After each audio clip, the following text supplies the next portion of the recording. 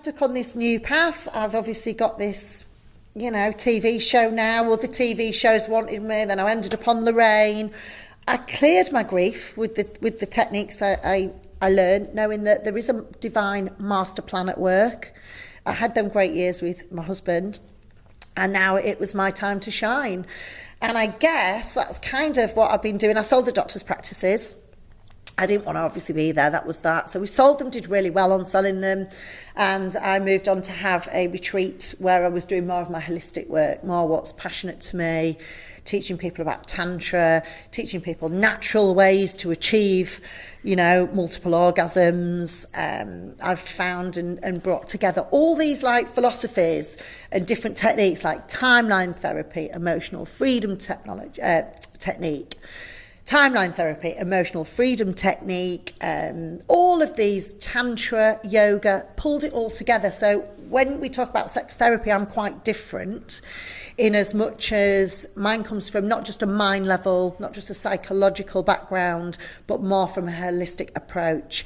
And the results I get, amazing. I still get people now, they've followed some of my trainings on my podcast series, You Don't Need a Guru. And I don't think we need a guru because we're our own guru. And I broke down a lot of my techniques to give them free to people, just so people can find them there. It's free, it's on Spotify and stuff. And there's different techniques about clearing your past, setting your intentions for what you want, and ultimately understanding that our sex life and our sexual energy is the most powerful source of energy that we have, and we have to actually be mindful with it. We can channel our sexual energy into anything, or we can just waste it willy-nilly. So it's been a really interesting journey getting to that point, because I've lived all manner of, I ran sex parties in Ibiza in between. I was like, seize the day now. Life's for living. He was 38 when he died. I could be drop dead tomorrow. It gives you a little bit of an attitude of that I want to get out there and live my life and just do everything I want, And the kids were always great. I always had support looking after them. They were always taken care of really well. They're both thriving. I'm so proud of them because they had their stuff to go through. But I would also, balancing everything. I want to live life to the max. So if something took my fancy, I'd do it, So I ran these parties in Ibiza. I ran also some really great business events and parties as well. I just follow whatever my guidance and intuition tells me to do, and I've done that pretty much as long as I can remember, but certainly since Stephen died. It was just like a seize the day attitude for me. So Trini, so you're running parties now. What sort of parties are these? Interestingly now, so we'll rewind to my life was very much about I used to take people on retreats. Okay, so I brought people over to retreats. I used to have I did some parties in Ibiza about 10 years ago. It was just for fun, And it was basically if you understand, it was a pool party, DJ, all that stuff, and then the people getting it on upstairs and having some fun. Not full on swingers stuff or anything like that. Got a bit of a reputation, but to be honest, you're just busy running it at this stage and bringing in people and organising it. But like everything, Channel 4 followed me out for the making of that. Oh, did they? So it is on Channel 4, Sex Party Secrets. I think you can, still on YouTube. And that was just good fun. I thought, I'm going to do that. Spend a season in Ibiza. But then, I did various different things that took my fancy. I wrote my book, of course, called Decent Proposal. And that took me 4 years, not of just sitting writing it, but just to really get it where I wanted it. Yes. And what that is a chapter of stories of my life, other people's lives, and at the end of each chapter there's a technique of how you can be empowered, how you can create your own destiny, how you can harness your energy, Tantra, multiple orgasms. It's all in that book.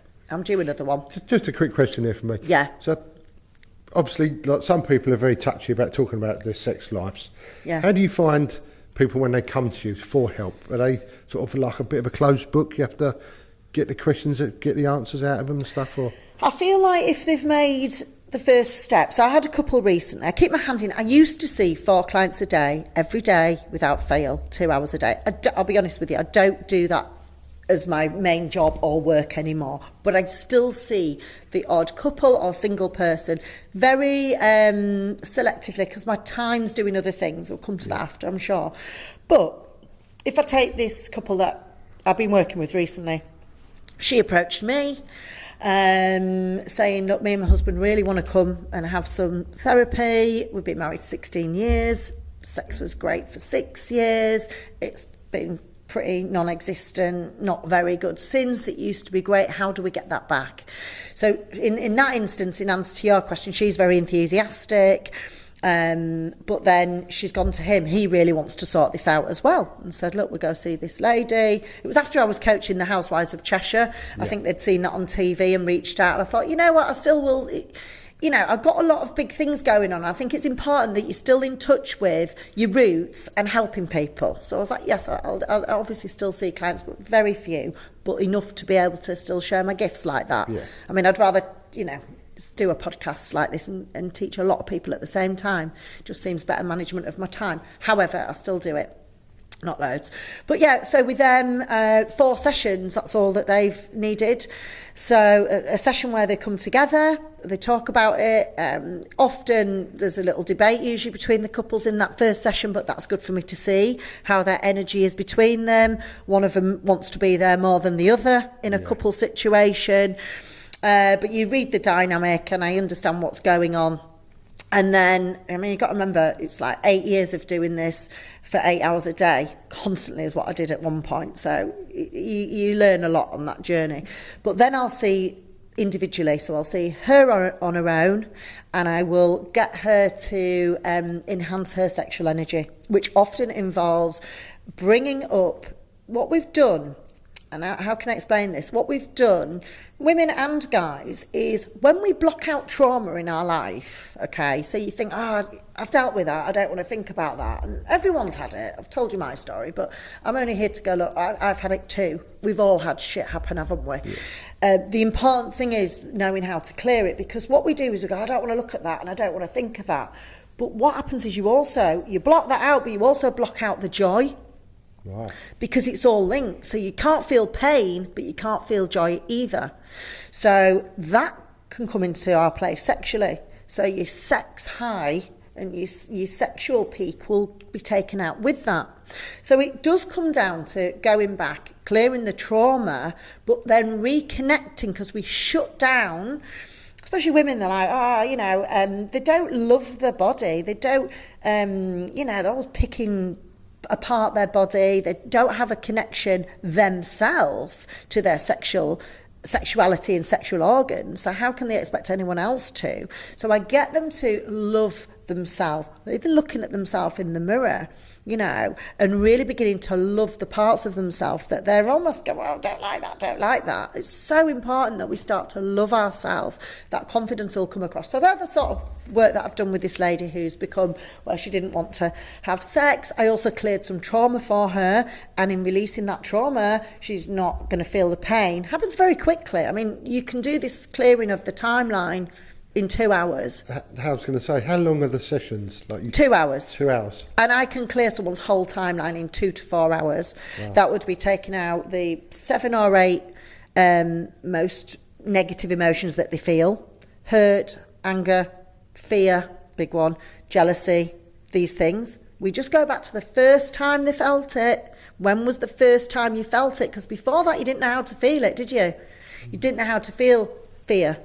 But there was a certain day, probably when you're really little, to be fair, where you felt scared, and it just became part of your DNA and part of who you are.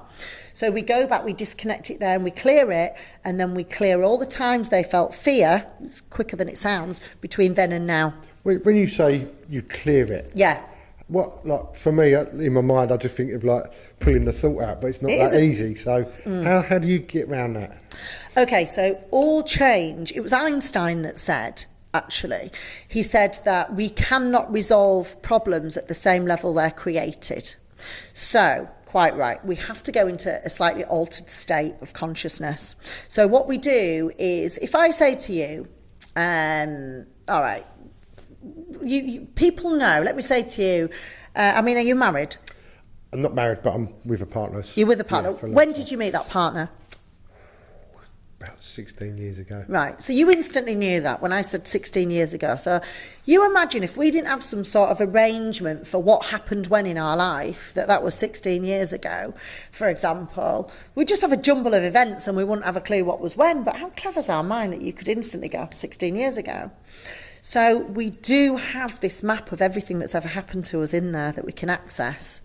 So when we lift you above your timeline, so I'd make you see your lifeline, the now, the past, the future, and you'd almost lift above it, which actually puts you in a different state of consciousness, a higher level of consciousness. And then we'd go back to that very first time when you felt that fear, and you're looking down on it, so you're not reliving it in any way. It's a dissociated state, it's called, and you look down on it and you do some resolving work, and it's like, what could we have instead of the fear? What's the lesson that we need to take? Because ultimately that's what life's about. It's about us evolving and learning lessons. So if we can take that lesson, we don't need to have that negative trauma or emotion anymore. So that's how we release it. We go to a time where just before that trauma, it wasn't even there, and we clear it. And then when I say clear it, you'll come back along your timeline, letting it go. All the times where you felt fear, between then and now, we let it go. It's fairly quick. And it doesn't add in trauma. I mean, I've done this with, you've had people tied to trees and abused as children.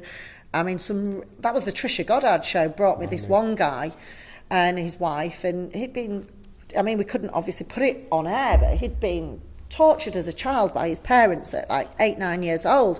They're wondering why, he's got issues with his sex life now, but this is a prime example. So I had to take him back off the set and, go back to that time where his dad's tied him to this tree and sticks involved and all sorts. It's just horrendous.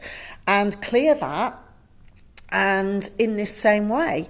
And what lesson can you take from that? Well, one, it's not your fault. No. This is not your fault, because this is the biggest thing with abuse that happens. People blame themselves, then there's guilt, and then there's a whole blockage. And he did it amazing. There's still beyond Trisha somewhere the thing of him going, oh, life's changed, it's amazing. How does that impact you when you hear stories like that? That was one that was particularly bad. But I feel like there's never been... And I don't say this, I just think the techniques are really amazing, the understanding and the experience I've got, I guess, with the multiple different, I call it like a toolbox that I can dip into and use lots of different things. I've never not had a feeling where I've helped somebody, so it can only be a positive for me. It's horrible hearing that. Yeah. And the Trisha show didn't even expect that to come out, and it's years ago now, but they were like, oh my God, and they're like, well, we can't talk about this, it's a daytime show, but we cleared it, and he came out, and what the on the back end of that was he'd be able to have sex with his partner again. It was great, and that just wasn't happening for him before. So a lot of it is down to these emotional blocks, and the point is we're not even aware of what they are, because they're sitting in our unconscious mind. So they're not in our conscious mind. We've got to kind of go in, dig them out, release them. It doesn't take long. I think, years and years of sitting talking in therapy, which counsellors and some psychologists do, it can be adding on another trauma, because the person's crying, they're talking about what happened to him, they're reliving it over and over again. I feel there's quicker ways, and it's not for everybody. There's different people need different specialist advice, but I believe that the right people resonate towards me. And it's an uplifting feeling. The reason I've done my podcast is because I don't have the time now to sit for 4 hours with every person that wants me to. So I just went, here's the techniques. They're there for free. You don't need a guru, because you're your own guru and you can do this yourself. And for me, it's about giving people the tools. Just listen in and do it, and then I don't have to, it's all free. I don't have to charge them. And it's out there for a lot of people to benefit from. Yeah. What is the success rate of sort of the patients you've been seeing? I've never not succeeded. Really? In what I've done. I can honestly say that. The testimonials, I've got thousands of testimonials from over the years. I've had people that I've been able to help them with. There was a lady once who came. She had an 8-centimetre tumour and she'd been told palliative care only. Now, I can never say I'm a healer, because that's actually illegal to say that we can heal cancer, so I'd never say that. I did become a Reiki master and studied, as I say, the Indian philosophies and things. And this goes back to when I had the doctors. So they sent this patient to me for some like Reiki healing, which is like just an energy channeling type of healing. And to cut a long story short, when we went back, because the weird bit about this is when we do that timeline I told you about, you can go back, you can also go back to past lives as well. Okay, whether we believe in them or not, and I don't have to have that belief, and you don't even have to have that belief. In fact, you'd be surprised how many people don't have that belief, but when they're in that altered state, they will say this came from a past life. When you say altered state, are we talking like hypnosis type sort of It's thing? a bit like a trance state, but not as it's not a deep hypnotic state, but it's a level of, sort of theta where you're very relaxed. So you're not actually sort of demonstrating anything, you're just relaxation? Yeah, they're relaxed, they take a few breaths. More importantly, they've shifted their perspective by looking down at this timeline. And there was a study done by Tad James, is the founder of timeline therapy. And there was a guy called Dr. Hawkins. And what he did was he scanned the brain of 10,000 patients who had cancer. And he saw on the brain like a mini, they called it a mini artifact, which means like a little kind of, they don't quite know what it is, a little blob somewhere. But say the person had kidney cancer. They saw that part of the brain with a little dot there that supplied the kidney. So he used timeline on 10,000 patients, and he went back and they did the process of similar to what I've told you, sometimes past life. And they saw that when they did the brain scan again, this mini artifact had disappeared. And the body spontaneously started to heal itself. So in effect, that trauma of that, say, abuse or upset or something that wasn't dealt with is blocking the energy system and stopping it from healing. So going in and moving that psychological trauma was literally showing on the brain scan, and the body, in a miraculous percentage of cases, and people can research that, Tad James, timeline therapy for cancer. So I got given this study and this paperwork, which was another coincidence, which of course is not such a thing, on a day when this lady had come to me for just some relaxation, healing work really. She'd been given 6 weeks to live. She was 34 years old. She had an 8-centimetre tumour and, a little 4-year-old kid. And it was horrendous, and I thought, well, it's weird. I've just been given these papers from the US, and I'll never proclaim to be a healer. I can't stress that enough. So, but if you'd like me to do the timeline with you, can't promise it's going to work. It's really important we don't go out and give people hope by saying we're going to heal everything. You've got to be realistic. But I'll try it, because it's strange. It's just come through a couple of days ago. And with her, I took her back to, it was a past life, and she didn't even believe in past lives at this point. But she had this time where she was a prostitute, and she'd had this young child, she had no family, and she was prostituting herself to survive. Anyway, coming back to this life, so it's like you go past zero and you take them back, and then you're bringing them back to clear the stuff. So at zero, and I've seen this in hundreds of people now, at that point of zero, we actually make a decision. Now, this is hard for a lot of people to get their head around. We choose our life at that point from a soul level. So from a soul level, we say, right, this is the parents, this is the life for the greatest learnings I can have, which we know it's a growth experience. This is what life's meant to be. This is Earth School. There are tests, there are lessons, and there are big exams, and we've got to pass them to evolve. People don't realise that. Do you know what I mean? Imagine going to school when we all went to school. Not that I went much, but just sitting there, and no one telling you why you're there. You don't even know it's to pass your qualifications. Well, that's like life. No one tells us, but that's why we're here. So she's choosing at zero her life path, and she says at this point, I don't want to live. I want to die first before my parents and everybody. So this young woman at 34, of course, she's got no recollection of making this choice at zero before she's even born, which I know sounds nuts for a few people, but I've seen so much of it. Even in people who don't believe this stuff, they change their mind when we do it. So she chooses this life, and she's already chosen. So we have to go back and undo that decision that she wants to die before everyone, because she doesn't want to get left alone again like she did then. So we change the belief, change the decision, and we bring her back. So this woman had had cancer since she was 20, by the way. It had been all sorts of recurring treatments and chemo and radiotherapy. She'd had everything. And this is why it was like palliative care, only prepared to die. And I sat and I looked at her when we came back from a couple of hours of clearing stuff.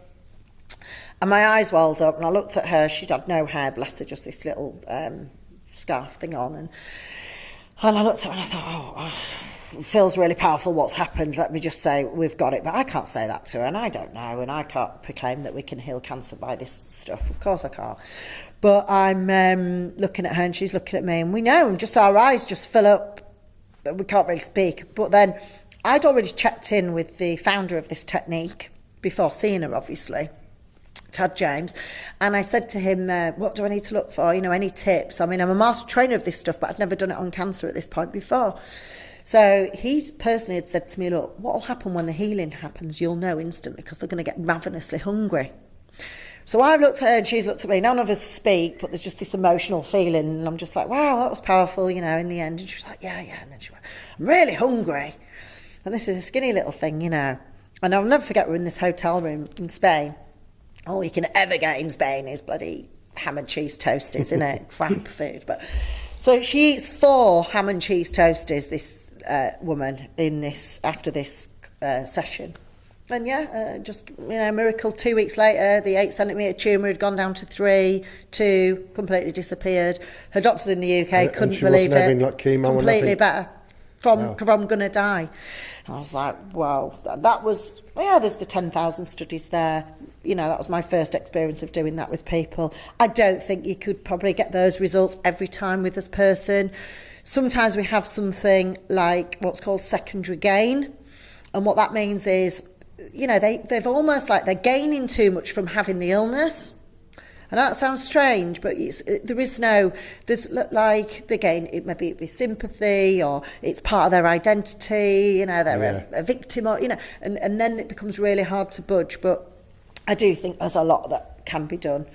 That I've seen and experienced, but I don't know how we went down that track, to be honest. Yeah, it's quite interesting. It's different to what I was expecting to. Yeah.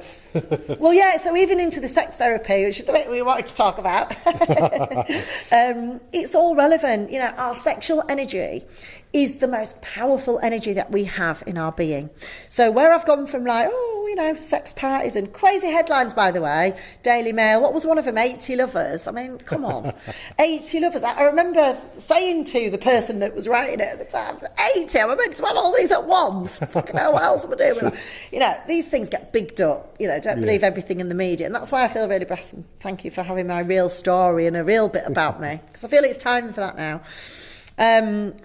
And I feel from the sex parties and the fun and get out there and it all being like a bit frivolous and being portrayed as a bit frivolous, that a lot of my learnings of what I've learned since and I'm really sort of aligned to now is people do need to take responsibility for the sexual energy and understand it's not just to actually be given out willy-nilly. It is about you can pick up really dark energies. You know, people who are like really promiscuous, sleeping around with lots of people, you know, and you're picking up their energies. You haven't only got your own shit in your life to clear, you'll end up picking up their stuff. And you might just think it was a quick wham bam and a great time, but you've ended up picking up a load of their trauma energetically. Imagine that.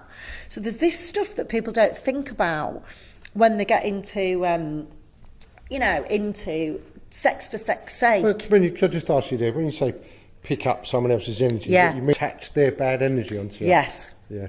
And that might sound funny, right? But once we understand the principle of we are energy beings, okay? Yes, we're this physical being, but we have energy centres as well. So we hear them called chakras. Yeah?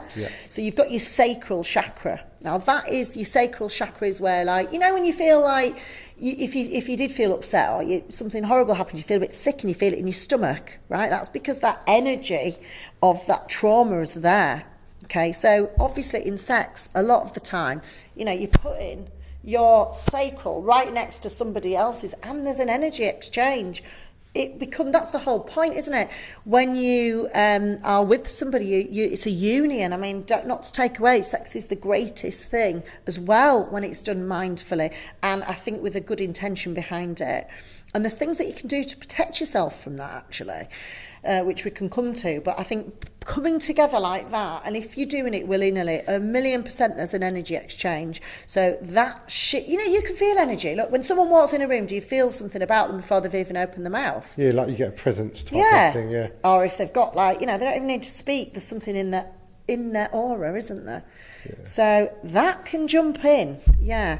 There's some demonic energies as well that can pass from people, and I don't think we've been made aware of that. And I think the sort of 20 years or so that I have been studying the energy dynamics around our sex life, I think that's probably one of the most important areas we should focus on, is not giving our energy away willy-nilly and taking on other people's crap willy-nilly. Be mindful about it. Sex is a great thing, it's bliss, it's beautiful, and it's that union with someone, but I think there should be that real positive intention behind it, and mindfulness. And the other thing is, you can channel your sexual energy into your projects.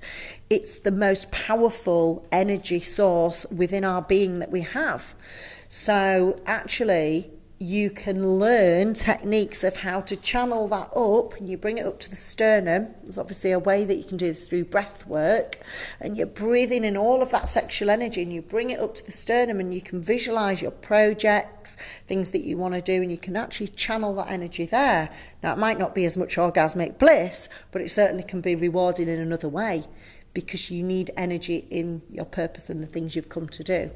And that might be a bit heavy for some of your listeners, I get that, but it's a science, it's an energy. Your sexual energy is the most powerful energy that you have, and we really do need to be mindful with it.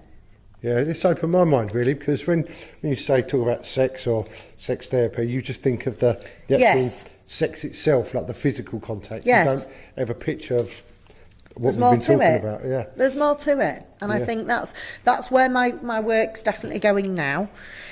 I feel 4 years ago, another interesting one for you. This was a real, so running my retreats and everything. I used to take high net worths on different business retreats, and we'd teach them this tantra work, breath work, have fun. It's always about having fun as well. I believe in living on a vibration of fun and excitement. I would not do anything business-wise or otherwise that bored me. No point. I think one of the most important things we should do is follow our vibration of fun and excitement. Now, that's an interesting contradiction to be mindful with sex, isn't it? Isn't it, really? But if you actually do that dance, you can follow your fun and excitement and still be mindful with where you're giving your sexual energy. But 4 years ago, have you ever heard of the plant medicine Ayahuasca? I haven't, no. No. Oh, I think some of your listeners will have heard of that. So there's shamans, okay, these are spiritual teachers, and they basically believe in all the energy stuff like what I'm talking about. And they, I know there's some really interesting characters. I mean, I'm just trying to think now, some quite big celebrities that have spoken about ayahuasca. I'm trying to think now. But I'll come up with that. The names will come to me. Sort of thing I can imagine that Russell Brand talking about. Him, but some people who you'd think, oh, hang on a minute. I mean, Mike Tyson, he's done it, hasn't he? Oh, really? Yeah, Mike Tyson. You've got, Dorian Yates. You'll know him. Bodybuilder, yeah. Dorian Yates, he's big on ayahuasca as well. There's some quite sort of, names you probably wouldn't expect. But what it is, it's a plant medicine. So the shamans give it through a ritual, and it's like a hallucinogenic, okay, but it's given with an intention not of just getting off your occolite, back in the acid house warehouse party days. It's with a view to clearing traumas, okay, so it's meant to be like 10 years worth of therapy in one session, okay, which obviously can understand why that would resonate with me. So I took a group of people away just to do our normal retreat, and we met some shamans, and some of them were up for doing this medicine retreat. It's legal in Spain, so these shamans offered it and they wanted to do it. So they partook in that training, and I joined with that about 4 years ago, and it was amazing for me. So you take this little drink, okay, you drink the drink, and there's the music playing. There's a little bit of, like, you have to fast for a couple of days, and it's really done mindfully. Sometimes we say 2 weeks, actually, vegan diet, that's a bit extreme, but, you get yourself ready for it. It's not just a recreational drug-taking bender. It's literally, you're taking this with an intention. So you set your intention. Mine was just to show me and guide me my highest purpose. I was very clear on that. I've done all the things I've done all my life, my books, my therapies and everything. I was ready for my absolute highest purpose now. So I asked, show me and guide me what that is. I had my own retreat out in Spain at the time, 4 or 5 years ago, I think it was. And the first time I did this, done it a few times, the first time I did this medicine, I was literally rocketed to heaven's gates.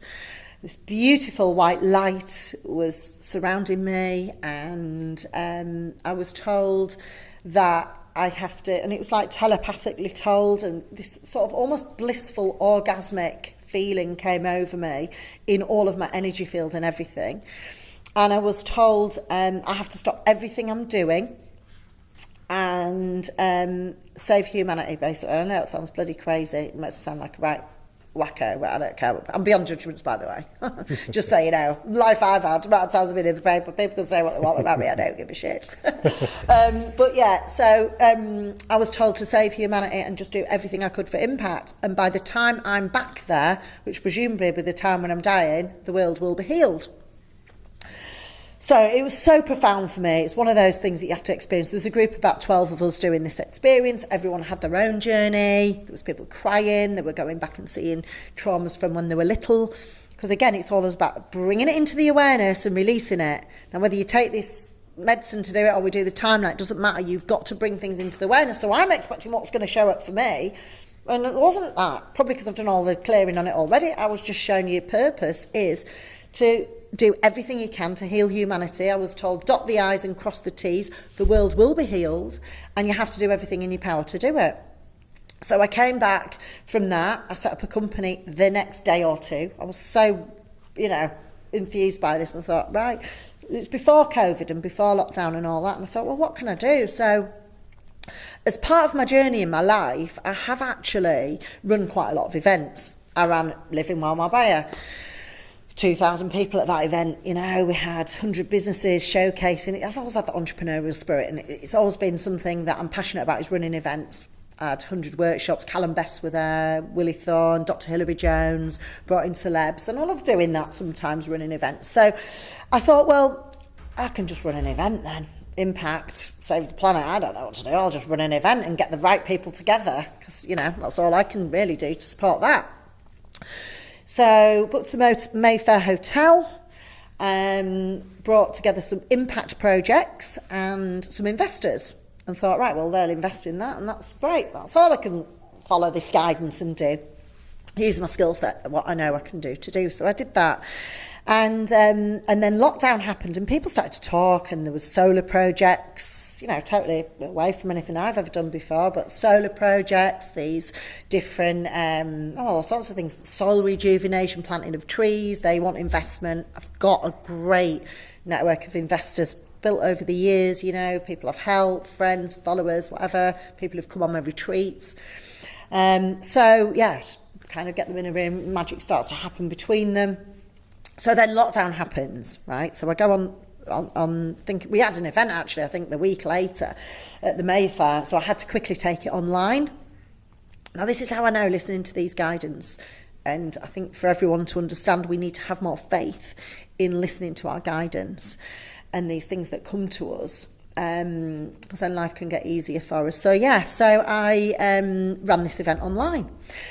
And it became like a night out staying in. You remember what it was like at the beginning? Yeah, it was horrible, lockdown. Bloody horrible, wasn't it? Like, everyone was in fear. It was just no one really knew what was going on. But on the positive, everyone was grounded. There was a lot of very wealthy people that weren't on their jets anymore. They weren't on their yachts. They were just kind of sat at home. So I said, let's have a drink. Let's get some music. Let's make it a really high vibe night, like a night out staying in. We had some TED Talk speakers and stuff, and we just create a really good vibe online. So it wasn't your average Zoom call, of course it wouldn't be, would it? And then I had some different speakers come on. It was great. And within about 3 weeks, I mean, it was incredible. I ended up with like about 50 billion in wealth joining this call. I've got sheikhs out of Dubai wanting to come on, and these and that, and I'm just like, right, well, I don't even know how this is happening, but just keep going.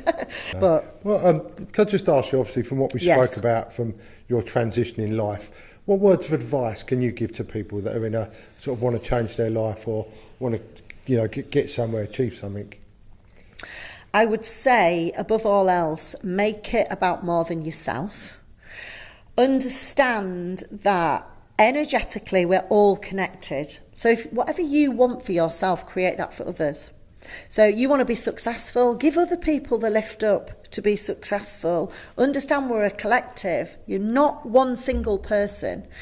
And it's like, look at the animal kingdom. It's about growth and contribution. If a certain animal in the food chain isn't contributing, they'll be wiped out. We're the same. So make it about growth and contribution. I would say expect the bends in the river before they happen. I say bends in the river, the issues, the problems, the obstacles, the backstabs, the slay-ins, the twats that show up along the way, because inevitably they will. Expect them and be able to rise above them. Don't get distracted by any of that. People will take the piss. Of course they will. You'll learn from it. But I've had loads of that, backstabbing, all sorts, people's judgments. You just get stronger through it. Just shut out the noise. And also stay as present as you can and just do your best you can and allow it to unfold. I think the worst thing we can do is go, right, I want this. Because wanting something so much, and you go, I really want this is my goal, this is what I want, actually comes from fear of not getting it. So what the universe, if you like, hears is fear of not having it, so then you won't get it. So the other, and I think final piece of advice, no matter what it is you want in your life, be it that relationship, be it that business success, that money, or that whatever it is, good health, I would say lower the importance on that, because, as I say, that importance comes from fear of not having it. Feel it like it's already done, and give out as much as you can on the journey, as much as you can, knowing that that's not given out and lost. And I'll tell you something, nothing is ever lost. It's like all these pieces of the jigsaw come together in the end. I had a TV show the other day, and I'll just tell you this to finish on. 2 things that happened incredible just this week. 6 years ago, we put in for this TV show in the States. And it was about me helping couples and things with the largest network out of America. It was ABC at the time. And this week, they've come back 6 years later and said, Louise, we want to do that TV show. And it's the largest network out of the US. And obviously, with all this I've got going on, I'm like, well, how are we going to do that? And basically, I said, look, bring them on the yacht. They want me to do, since doing the Housewives, working with celebrities in the States. I said, well, great, we'll bring them on the yacht. So it was the perfect timing, wasn't it? Because we'd have had the... So that, and then I've just gone with the flow, and I think I've now just next month I'm picking up an honorary doctorate in psychology and philosophy, and that's for my contribution through energy work and my psychological findings and just doing a lot of good work and helping people. So that's really exciting, and that's for a girl who kind of, left school at 11 to be doctor soon is quite totally turned exciting. your life around, really. Yeah, and just trust it. That's what I would say. Make it about more than yourself. Just trust it. Have no fear. Clear your shit. Get on my podcast. Clear your shit. Stop that stuff blocking you. And remember how powerful you really are. Okay, we've wound it up there, Louise. Thank you ever so much for coming on. It's been a pleasure. Yeah, real pleasure. Thank you. Thank you. So much. Good to see you, Lee. Thanks.